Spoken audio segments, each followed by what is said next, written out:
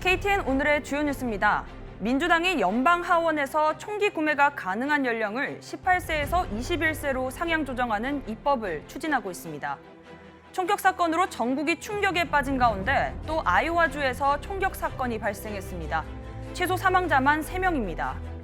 이런 가운데 총기 자유를 주장하는 공화당 출신 론 디샌디스 플로리다 주지사가 총기 규제 강화를 옹호하는 프로야구단의 지원을 거부했습니다. 연방노동부가 5월 고용시장이 안정화됐다고 보고서를 내놨습니다. 이상 오늘의 주요 소식 잠시 후 전해드립니다. 민주당이 연방하원에서 총기 구매가 가능한 연령을 18세에서 21세로 상향 조정하는 입법을 추진하고 있습니다.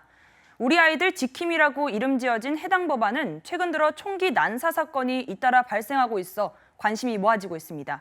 스티브 기자입니다. 총기 구매 가능 연령 조정이 정치권에서는 뜨거운 화두가 되고 있습니다.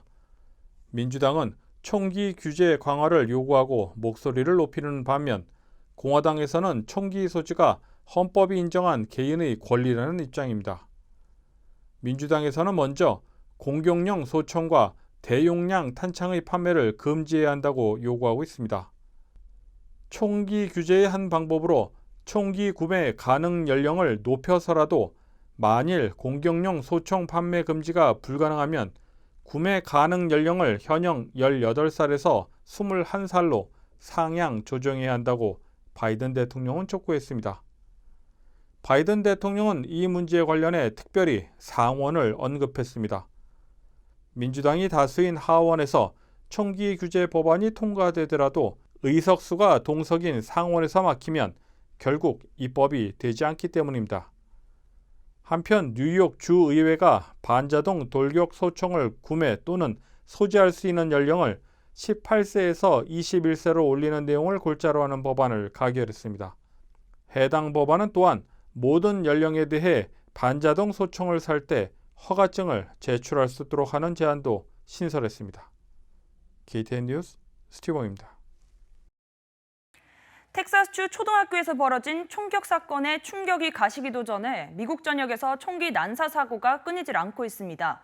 지난 1일 오클라호마의 한 병원에서도 총기 난사 사건이 벌어진 데 이어 하루 만에 아이오와주 대형 교회에서 총기 사고로 3명이 사망했습니다. 사건은 아이오와주 스토리 카운티에 위치한 코너스턴 교회 주차장에서 지난 2일 오후 7시쯤 벌어졌습니다. 범행 용의자는 교회 주차장에 있던 여성 2명을 총으로 쐈으며 이후 스스로 목숨을 끊었다고 아이오와주 스토리 카운티 셰리프 사무실이 밝혔습니다. 아직까지 다른 부상자는 보고되지 않았습니다.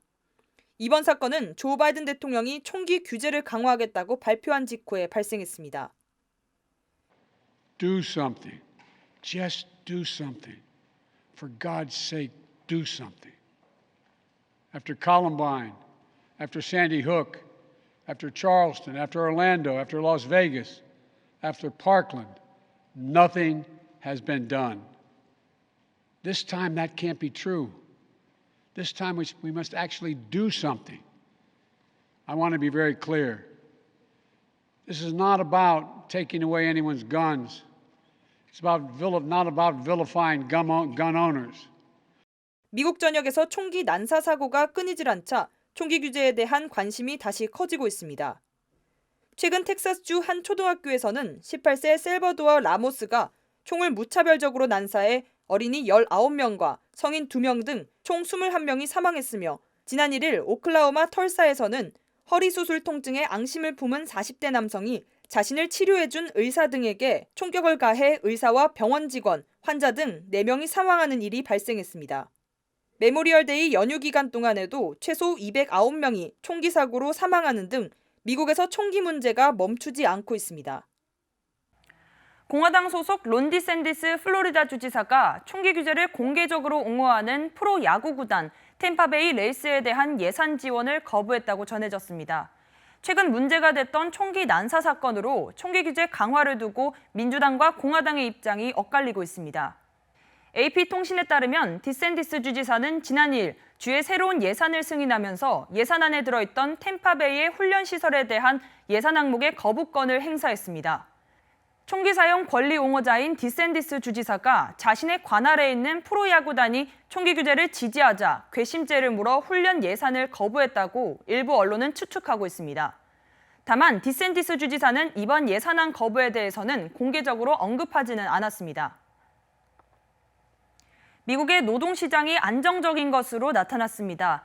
연방노동부가 발표한 5월 고용보고서에 따르면 지난달 비농업 일자리가 35만 개나 증가하면서 미국의 일자리 수는 17개월 연속 증가세를 보이고 있습니다. 스티브 온 기자입니다. 지난달 일자리 증가폭이 31만 8천 개를 넘어서며 미국의 일자리 증가폭은 계속 늘어나고 있습니다. 이는 금리 인상에도 불구하고 기업들이 경제 전망을 낙관하며 고용을 늘린 결과로 풀이됩니다. 업종별로는 레저와 접대기획에서 8만 4천 개, 전문 사무 서비스업에서 7만 5천 개, 물류 및 창고업에서 7만 5천 개, 건설업에서 3만 6천 개의 일자리가 각각 늘어났습니다. 5월 실업률은 3.6%로 3개월 연속 같은 수치를 유지하고 있으며 이는 1969년 12월 이후 반세기 만에 최저치였던 2020년 2월 3.5%와 거의 비슷한 수준입니다. 이번 보고서는 미 노동시장의 강한 회복세가 지속되고 있음을 보여주고 있습니다. 하지만 40년 만에 최악 인플레이션을 억제하기 위한 연준의 고강도 긴축 기조를 고려하면 향후 고용 관련 지표들이 다소 악화될 것이라는 전망이 우세합니다.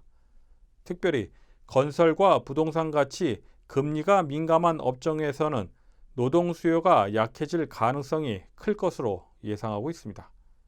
KTN 뉴스 스티브입니다. 조 바이든 대통령과 테슬라의 일론 머스크 최고 경영자가 미국 경제 전망을 두고 엇갈린 입장을 내놨습니다. 바이든과 머스크의 신경전은 종종 대중들에게 노출돼 왔는데요. 바이든 대통령은 머스크가 비관적인 경제 전망을 주장하자 달라라 사업이나 잘하라는 식으로 반박했습니다. 테슬라의 최고 경영자 일론 머스크가 지난 2일 임원들에게 보내는 이메일에 경제 상황에 대해 느낌이 좋지 않다며 테슬라의 신규 채용을 전면 중단하고 직원의 약 10% 감축이 필요하다는 입장을 밝혔습니다. 이런 가운데 바이든 대통령은 5월 고용 통계 관련 연설 자리에서 머스크의 생각에 대한 입장을 말해달라는 질문에 머스크를 반박하는 답변을 내놨습니다. While Elon Musk is talking about that, Ford is increasing their investment overwhelmingly. I think Ford is increasing the investment in building new electric vehicles, 6,000 new employees, union employees, I might add, in the Midwest. Lots of luck on his trip to the moon. 바이든 대통령은 머스크의 생각과는 달리 고용시장이 안정적이며 오히려 다른 기업들은 전기차 투자를 늘리고 있다고 반박했습니다. 바이든 대통령이 연설에서 달나라 여행과 관련돼 언급을 한 직후 머스크는 트위터에 감사합니다 대통령님이라는 글을 올렸습니다. 두 사람은 종종 이러한 신경전을 보여왔습니다. 한편 세계 최대 소프트웨어 업체 마이크로소프트도 이번 분기 실적 전망을 낮췄습니다. 미 중앙은행인 연방준비제도가 금리 인상에 나서는 등 통화 긴축 기조로 전환하자 곳곳에서 경제 성장률이 하락할 것이라고 예상하고 있습니다. 1887년부터 1888년까지 9월 말 미국 주재대사 격인 초대 주미정권공사를 지낸 박정량의 미국 활동을 담은 사진이 발견됐습니다. 주미대한제국공사관은 우리나라 공식 외교관원이 미국의 기관을 방문한 가장 오래된 사진으로 여겨진다고 밝혔습니다. 사진 중 한 장은 박정량이 공사관원들과 함께 1888년 미국 초대 대통령인 조지 워싱턴의 사저 마운튼 버넌에 방문한 모습을 담고 있습니다. 또 다른 사진에는 1887년 당시 주미 참참관으로 임명됐던 친일 반민족 행위자인 이완용과 그의 부인 등의 모습 등이 담겼습니다.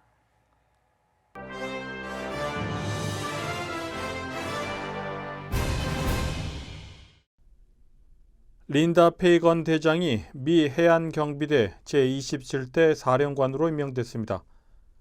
1915년 창설된 해안경비대에 여성이 최고 사령관으로 취임한 것은 미군 역사상 처음입니다. 페이건 사령관은 지난해 해안경비대 역사상 처음으로 여성으로서 4성 장군으로 승진한 데 이어 최고 사령관 자리에까지 오른 인물로 평가되고 있습니다. 바이든 대통령은 페이건 대장이 최초이긴 하지만 유일한 사례는 되지 않도록 함께 노력해야 한다고 밝혔습니다. 한편 해안경비대는 미 육해공군과 우주군, 해병대 등과 함께 미군을 구성하는 조직으로 평시에는 국토안보부 소속이고 전시에는 해군의 지휘를 받게 됩니다. 조 바이든 행정부가 올 가을부터 인턴 프로그램 참가자들에게 급여를 제공할 것으로 알려졌습니다. 백악관이 인턴직에 급여를 제공하는 것은 역사상 처음 있는 일입니다. 백악관은 2일 성명을 통해 무급 연방 인턴십은 근면하고 재능 있는 학생들 그리고 전문인들이 자신의 재능과 기술을 국가를 위해 기여하는 데 제약이 되어 왔다며 저소득층 학생들에게 평등한 기회를 주고 정부 경력을 시작하는 데 있어 도움이 될 것이라고 설명했습니다. 한편 백악관 인턴직은 오는 9월 12일부터 12월 16일까지 총 14주간 동안 인턴 프로그램에 참여하며 주급 $750를 받게 됩니다. 조 바이든 대통령의 부인 질 바이든 여사가 최근 패션 잡지 하퍼스 바자와의 인터뷰에서 남편과 싸울 일이 있으면 말이 아닌 문자로만 한다며 부부싸움 방식을 소개했습니다. 질 바이든 여사는 항상 자신을 지켜보고 있는 비밀 경호국 요원들 앞에서 부부 싸움을 할 수 없기 때문이라고 그 이유를 밝혔습니다. 바이든 여사는 이 같은 습관이 바이든 대통령의 부통령 시절부터 생긴 것이라고 덧붙였습니다.